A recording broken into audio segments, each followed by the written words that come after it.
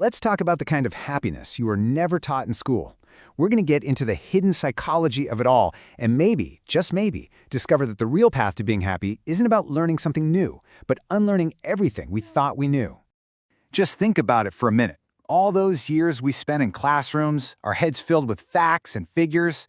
But what about the stuff that actually matters for living a good life? It's like it was completely skipped over. Yeah, you learned how to solve for x in some complicated equation. But did anyone ever give you the equation for your own well-being? You memorized all those dates, all those ancient battles. But what about the battles going on inside your own mind? No one ever taught you how to navigate those.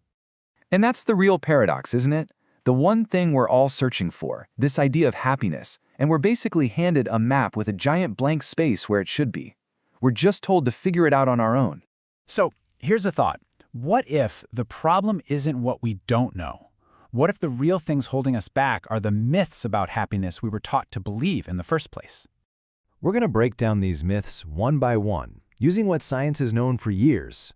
And you're going to want to stick around, because the final secret we uncover, well, it just might change the way you see everything. Okay, first things first. Let's tackle the biggest myth of all. This idea that success is what brings you happiness. From day one, we're drilled with this formula, right? Get the grades, land the job, then you'll finally be happy. But you know what? Science completely flips that upside down. It shows that happiness has to come first. See, a positive brain is way more creative, more productive. Success doesn't cause happiness, it's the other way around. Happiness is what leads to success.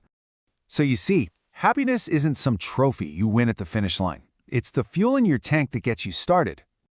But okay, if happiness is our natural starting point, why does it feel so hard to hold on to?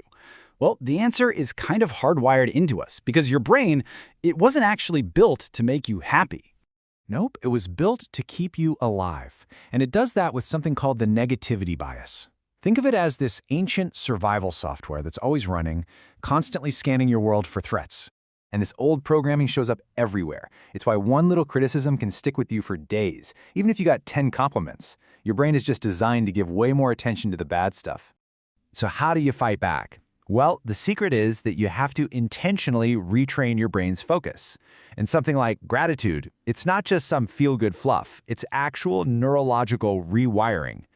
This leads us right into the next big trap, the endless chase for the next achievement.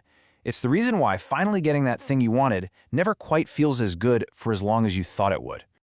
There's a name for this, hedonic adaptation. It's like your mind has a happiness thermostat. A big win might crank up the heat for a little bit, but pretty soon your internal system just dials it right back down to its usual setting. And this is what creates that exhausting cycle of more. You graduate, you feel great for a bit. You get the promotion, another temporary boost. You make more money, same thing. But then that thermostat always resets. You're back where you started, only now the goalposts have moved even further away. So if chasing achievements is a trap, what actually works?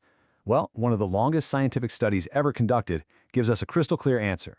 For more than 80 years, think about that, researchers at Harvard followed the lives of hundreds of people, trying to figure out what really, truly leads to a long, happy life. And the answer, after all that time, was shockingly simple. The single biggest predictor of their happiness and health wasn't money or fame.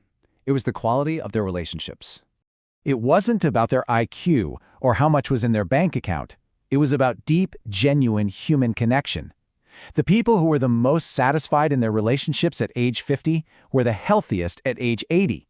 It turns out our nervous systems just feel safer and happier when we feel like we belong. Which brings us to the final and honestly the most hopeful truth that nobody ever teaches you. Happiness isn't some personality trait you're either born with or you're not. Happiness is a skill, and just like any other skill, you can get better at it with practice. Things like mindfulness, writing down what you're grateful for, moving your body, working on goals that actually mean something to you. These aren't just cute ideas. They are scientifically proven ways to build a happier brain. When you really think about it, this is what school missed. It gave you the tools to survive out there in the world, but it never really taught you how to feel truly alive in it. So I'll leave you with this one last question to really think about.